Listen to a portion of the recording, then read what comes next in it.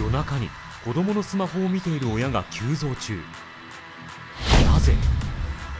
子供の SNS のどう使うか、直接見ずに子供にとっても優しいし、親御さんにとってもその分楽だし安心できる。既存のサービスってこの辺全くアプローチできておりません。レビューを見てみると子供側の意見も書いてあって、なんか意外とネガティブなところも多いなと思っていて、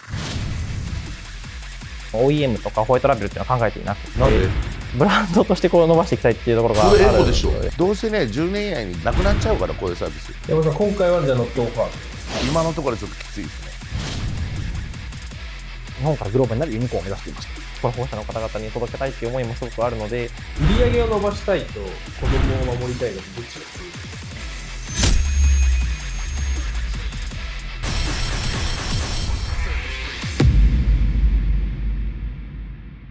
皆さんこんにちは。アドラ株式会社の代表の富田と申します。よろしくお願いいたします。私たちはですね、2023年の7月に創業した AI スタートアップで、子どまもというスマホアプリの開発と運営を主に行っております。子どまもというアプリなんですけれども、もともと愛知県警察さんから子どもたちがインターネットで犯罪に巻き込まれるのが増えているっていうところでご相談をいただいて、ということであれば、じゃあ一緒にやりましょうというところで、愛知県警察さんと藤田医科大学さんと連携して始まったというところで、出自があります。実際ですね、子どもたちのスマホ利用どんどん今低年齢化しておりまして、中央値で8歳ぐらいから使われていますと。一方で、9割ぐらいの保護者の方々何かしら悩みを持たれていて、調査とか見てみると大体が子どもの SNS のどう使うかというところで、いじめや誹謗中傷にあっちゃうんじゃないかというところがやっぱり主な不安になっていますと。既存のサービスってこの辺全くアプローチできておりません。すごく課題だらけで、全然この親の心配に対してアプローチができてないというところが既存サービスの課題でした。そこで我々子どもまもというサービスを作りまして、よくあるアプリの使いすぎを制限する機能だったりとか、課金を勝手にできないように防止する機能だったりとか、いろいろあるんですけれども、子どもがLINE とかで知らない人とやり取りしたりとかしていて、もし危険なチャットとかことがあったら、それを自動でAI が検知して、今お子さんちょっと危ない状況にいるかもしれませんみたいなことを自動でお知らせできると。そういった AI だったりとか、そういったユニークなものもありまして、大きなお悩みを全て解決しますよというようなオールインワンの AI スマホアプリっていうのが、この子どまもというサービスになっております。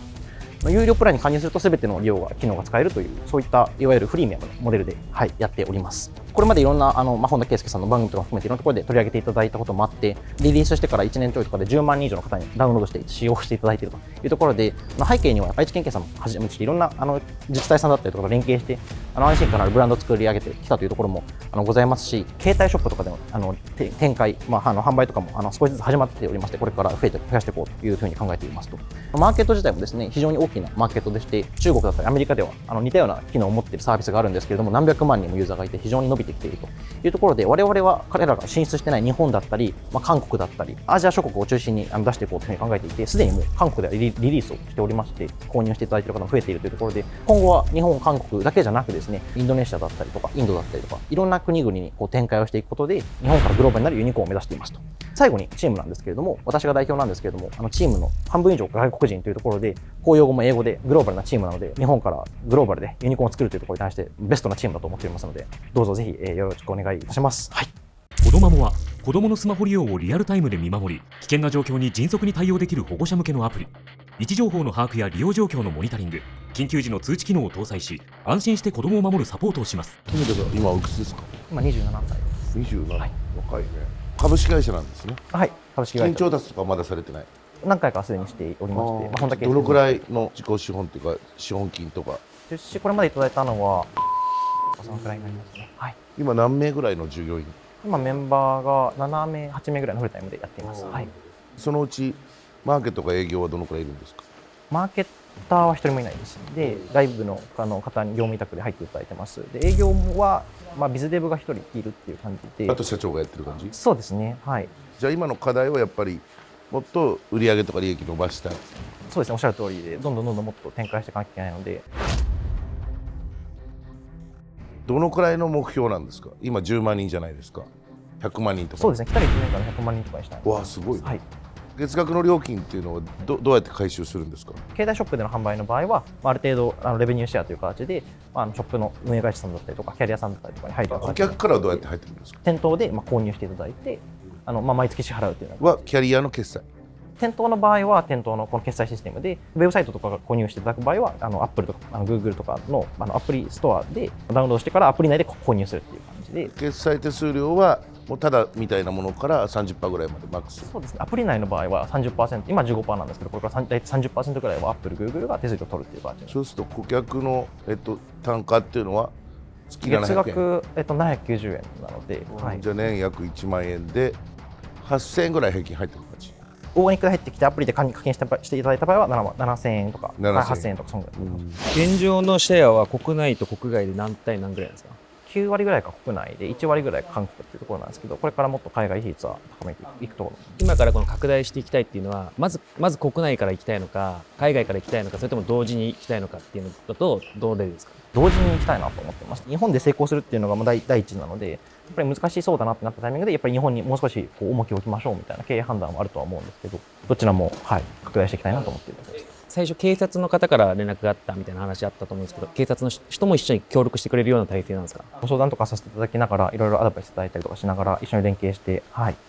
進めています。はい、現状、マーキは今どれくらい予算を使っていて、今どんな打ち手をしてるんですか？予算あんまり消化できてなくて、月本当に数十万とかそのくらいのがかけられてなくてですね。消化できていないっていうのは、今現状キャッシュフロー的に、それくらいしかかけられないっていうことなのか、それとももっとかけられるんだけれども、どういう打ち手をすればいいのかわからないだと、どっちでしょうか？後者の方ですね。はい。これから100万人にあたって、大体どれくらい予算かけられるとかってありますか？リターンがある程度あるのであれば全然かけていっていいと思っていて、大体 LTV でも全然、2万、3万いくので、1万とか全然2万かけてもいいかなと思ってますね。キャッシュフロー的にはレベニューシェアみたいなのがいい。そうですね。頭で払うよりも。そうですね。それが基本的には。はい。過去もアド以外まだしてないですか？チラシを配るみたいなことだったりとかはしたりはしてきたんですけど、あとインフルエンサーマーケットとかもちょっと試してみたりはしたんですけど、あんまりこうグッといい成果って出せてなくって、課題はまだまだあるなと。インフルエンサーマーケットどういう方とコラボしたんですか？10万人とか20万人とかフォロワーがいるようなママ系のインフルエンサー、ママ系インフルエンサーみたいな方で、ちょっと投稿何個かしてもらって、大体50万円ぐらいのその時予算が少なかったんですけど、それも多分少なさもあって、あんまり効果はちょっと。再生数どのくらいでどのくらいのコンバージョンが出たんですか5万とか10万とかそのくらいですか。で、ただ一方で課金まで繋がったのって本当に割と少なくて、10件、20件とかそのくらい。それ YouTube ですか？それともインスタとか TikTok とかですか？インスタですね。じゃあショート動画ですか？それともフィード投稿ですか？フィードだってました。フィードで50万で10件、10件とかしか、はい、入ってなかったです。はい。僕も子供がいるんで、すごい興味あるってありがとうございます。伺ってたんですけど、アプリ実はダウンロードしてみたんですよね。レビューを見てみると、なんか意外とネガティブな投稿も多いなと思っていて、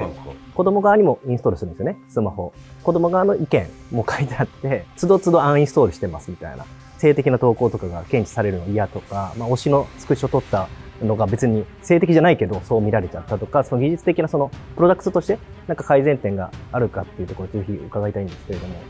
ペアレンタルコントロールアプリの宿命として、やっぱり子供からあんまり好かれないっていうところがあって、ネガティブなレビューが多いのは、我々に限らず、世界中どのペアレンタルコントロールアプリもやっぱ共通する部分で、子供としては自由にスマホを一日中ゲームしたいじゃないですか。一日中動画見たいし、一日中 TikTok もされたいしっていう感じなんで、それに対して親としてはやっぱり健康的に使ってほしいというのがある中で、対立が起きてしまうという部分があって、我々としてはそこはなるべく子供にとっても優しいアプリにしようと思っているので、ある程度プライバシーをしっかり守るような形をしているつもりなんですけど、子供からの評価が低い部分は一定あって、課題だなと思いつつも、まだフォーカスする場面じゃないかなと思っています。親御さんからもたまにやっぱりネガティブなレビューがたまにあって、それはやっぱりちょっとバッテリーの消費が多いというところだったり、AI のご検知がたまにあるっていうところで、我々としてはやっぱり失敗しながらどんどん改善していこうっていうところではあったので、少しずつそういったバグを減らすとかそういったことは進んできているので、最近本当ネガティブなレビューはかなり減ってきたかなと思います。はい。どのタイミングでこのアプリが導入されるかってすごく親としてもすごい大事だなと思っていて、子供に持たせた後、中学生ぐらい持たせた後に、後々実はこういうアプリ入れてほしいみたいなのって、親としてもすごい心理的なハードルがあると思っていて、スマホ渡すタイミングでデフォルト設定されてるか、渡すタイミングで親がインストールしてみたいな形で、セットでそのタイミングで入れるしか、爆発的な伸びってなかなか難しいのかなと思っていて、戦略で描いていることとか、今までぶち上がった壁があれば、ぜひ本当伺いたいんですにおっしゃる通りでして、スマホを買い与えるときに約束事として子供も入れていただくっていうことが一番スムーズな始まり方なので、店頭でのご紹介いただくっていうか、販売いただくっていうのは、始まってもいますけど、一部、これからもっと増やしていって、そこを広げていくっていうのは、しっかりこれからやっていきたいな。そのスキームもあるんですね、でも。そうですね。なので、ここはしっかり重点的にやりつつも、すでに子供にスマホ渡っちゃってるんだけど悩んでるって保護者の方も結構いらっしゃるので、どうやってその課題を解決していくのかっていうところは、多分マーケティングの見せ方だったりとか、ユーザー体験の設計もそうなんですけど、多分やり得る部分はいっぱいあるのかなと思っているので、そこは今後の改善点ではありますね。数百万くらい集めているサービスっていうのはどういう手法で集められてるとか調べたりしました？バークさんっていうアメリカのサービスは600万ユーザーとかいて、で、そのうち結構の割合が、学校経由だったり、あとは、ウェブサイト経由だったりとかして、結構いっぱいブログとか、SNS とかに投稿しているので、そこからの流入は結構いってあるなっていうのは、外から見れる範囲でもある程度観測できていますが、結構こうこむってる部分もあるんじゃないかなとは思いますね。はい。アメリカとか南アフリカとかめちゃくちゃ治安悪いですからね。普及はしやすいですよね、日本よりは。でも日本もやっぱり最近本当にスマホ普及してすごく悩まれてる親御さん非常に多いので、僕 SNS の専門なんでそこの部分聞きたいんですけど、 SNS でオーガニックでなんか投稿したりとかしなかったんですか？あんまりできてないですね。一時期ちょっとツイッターで投稿したりとか、インスタもちょっとやったりしたんですけど、費用対効果合わないなっていうところで、ちょっとやめちゃったっていう背景はあります。僕今1個絶対伸びると思っている企画があるんですけど、もしそれやってて伸びなかったらちょっとあれなんで、今までどんな企画をやったのかちょっと知りたいです。スマホ利用だったりとか、ネットの危険みたいに関するちょっと啓蒙というか啓発っぽい感じの、それどういうスタイルで啓蒙したんですか？ネットでの犯罪があるの知っていますかみたいな感じで、ああ、そういう感じか。そういう感じです。なるほどなるほどちょっと硬い感じというか。硬い感じですね。はいですね。キャッチフレーズとかをこういう風にしたらここが伸びるだろうなみたいな、そういうのはやらずに啓蒙の動画、よくある DVD とかに焼いてあるような感じのスタイルで、動画というか、あと基本的にはテキストベースで、テキストベースなんですね。それどこのSNS SNS 使ってるんですか？ツイッターとかインスタで、そういったテキストと画像を使って、ああ、なるほどなるほど。みたいな感じだった。ああ、それは多分伸びないな、確かに。いろいろ機能が盛り込まれてると思うんですけど、その中でご両親にとって一番刺さる機能ってどんなものなんですか？危険なチャットの検知機能で、これはもう日本で我々しか基本的にはやってないんですけど、子供が LINE とかで知らない人とつながってるんじゃないかとか、誹謗中傷に、グループ LINE とかでいじめとかに巻き込まれてるんじゃないかっていうのは、すごいよくあるし、悩み事で、6割ぐらいの保護者の方が子供のスマホ、もう直接こう見て、チェックしたりするんですよ、夜中とかに。子供にとってはすごいやっぱ嫌なんですね、それって。なので我々のアプリって、直接見ずに、我々のアプリ入れといてくださいと。で、なんかあった時だけお知らせするんでっていう風なスタイルにしてるので、子供にとっても優しいし、親御さんにとっても、その分楽だし安心できるっていうところがやっぱり刺さっているかなと思いますね。そもそも子供っていう定義はどのくらいなんですか？先ほど中学生って言ったけど、もっと低学年じゃないですか。8歳ぐらい。5歳ぐらいから、だいたい中学校3年生の14、5歳ぐらいまでが一番ユーザー数が多いところ、ボリュームゾーン。小中学生が。そうですね、おっしゃる通りです。高校生とかもいろんな危険はあるので、高校生とか、大人になっても使ってもらえるようにしていくあっていうのは。と基本的になことなんですけど、競合っているんですか、国内に？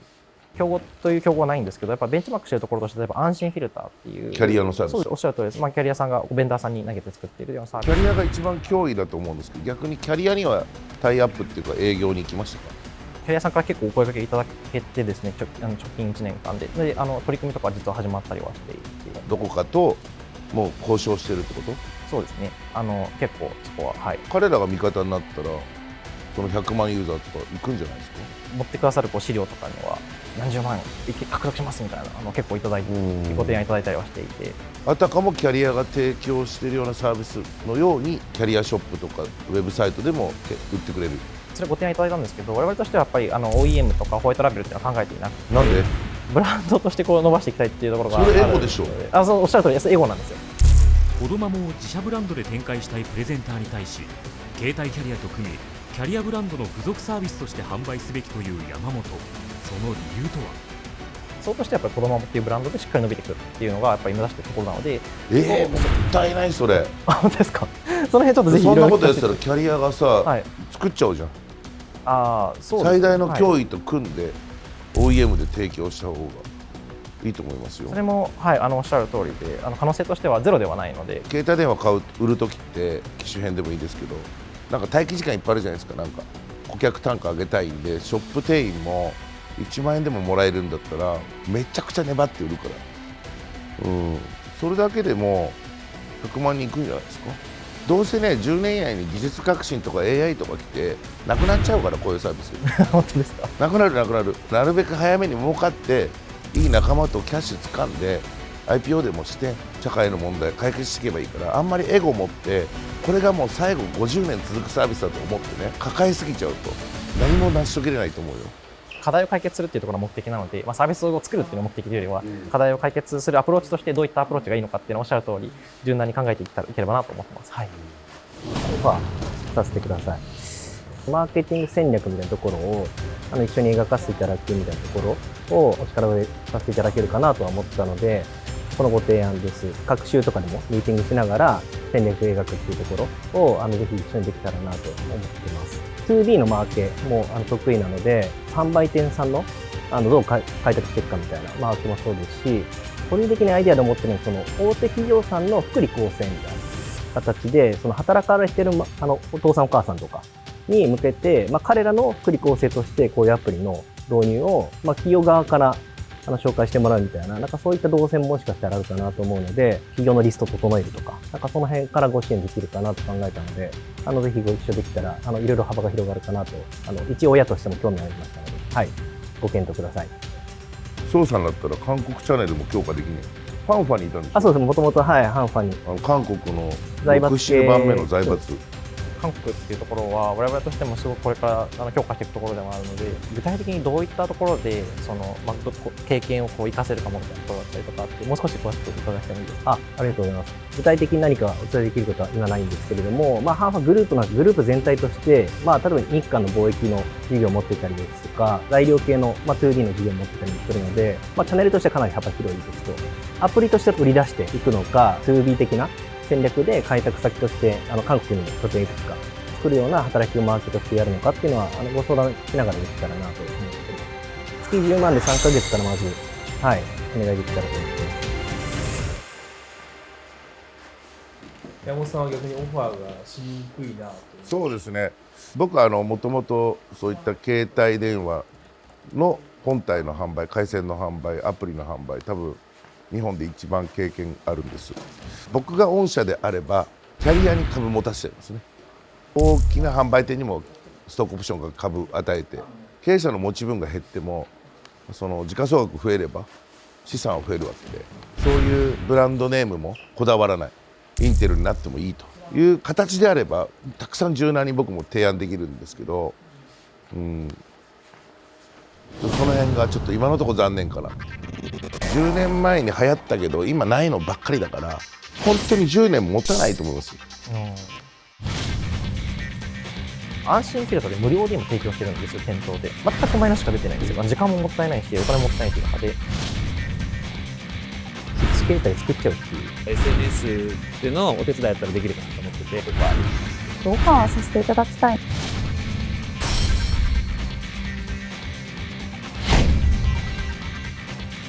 山本さん、今回はじゃあノットオファー。